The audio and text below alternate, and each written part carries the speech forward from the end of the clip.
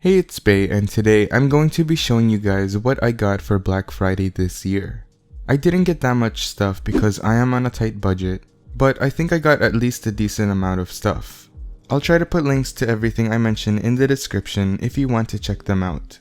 So I went to GameStop first on Thursday to get the Nintendo Switch with the Mario Kart 8 Deluxe Bundle.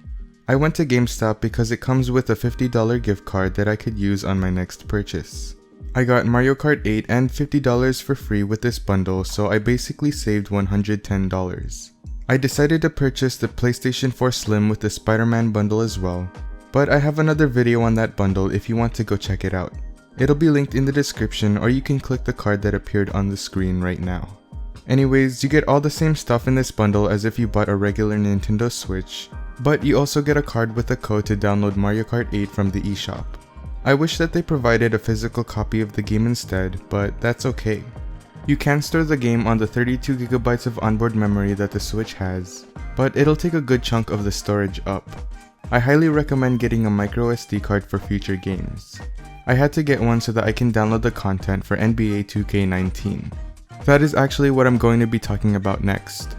The 2K19 games I believe were half off, which is insane because they came out recently. I was contemplating whether to get it on the Switch or on the PS4, but I decided to get it on the Switch because of the portability. Let me know in the comments what you would have done. I had to use a 32GB microSD card because the stuff you have to download for NBA 2K19 is like 20 something gigabytes, which is a lot, and it took a while for me to download. So far, the game looks really good on the Switch and runs pretty smooth. It's definitely better than playing NBA 2K19 on your phone. Unfortunately though, the career isn't the same as on the Xbox and PlayStation because it's offline and more limited. That's pretty much all I got besides the PlayStation 4 on Thursday. Again, make sure to watch my PlayStation 4 Spider-Man bundle video after this one. On Friday, I got a couple of accessories and another game. I went to Target and I got the Hori Slim Pouch, the Game Traveler GoPlay Action Grip Pack, and Super Mario Odyssey with the Traveler's Guide. I chose the Hori Slim Pouch instead of all of the other cases that were on sale because of the form factor. I really like how thin it is, but it's padded and will protect your Switch.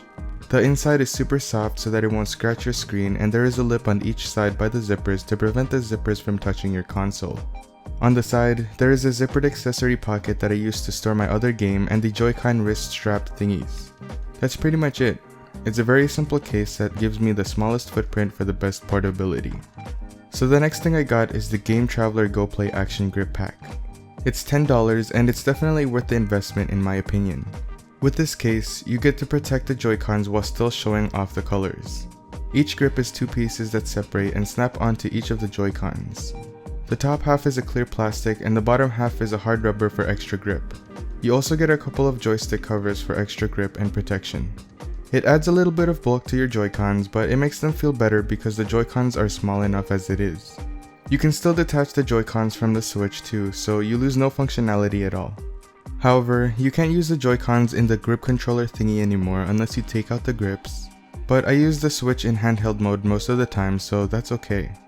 Last but not least, I got Super Mario Odyssey with the Traveler's Guide. I was surprised to see this as the same price as the Super Mario Odyssey without the Traveler's Guide, and I was even more surprised when I found out that it was $10 off. Yep, I got Super Mario Odyssey with the Traveler's Guide for about $50, which is great. The Traveler's Guide has a tutorial of all the controls and different moves that you can do. You can also read about the characters and places that you will experience in the game without giving much away. The Traveler's Guide is a really good quality book and is a must-have if you are a collector. The game itself is amazing so far. It runs really smoothly and the graphics are pretty clean. I'm really surprised that the Switch only has a 720p screen because it looks really good. I haven't gotten too far into this story yet, but I am hooked. I have yet to play my Nintendo Switch on my television, but I am going to wait until I get a screen protector because I heard that the dock can scratch up your screen if you aren't careful. Let me know what game or accessory I should get next by leaving a comment. That was my video on what I got for Black Friday 2018. If you enjoyed this video, please leave a like, comment, and subscribe. Don't forget to hit the bell so you get a notification every time I upload. Also, make sure to visit my social media links in the description and follow me there. Thanks for watching, and I'll see you in the next video. Peace!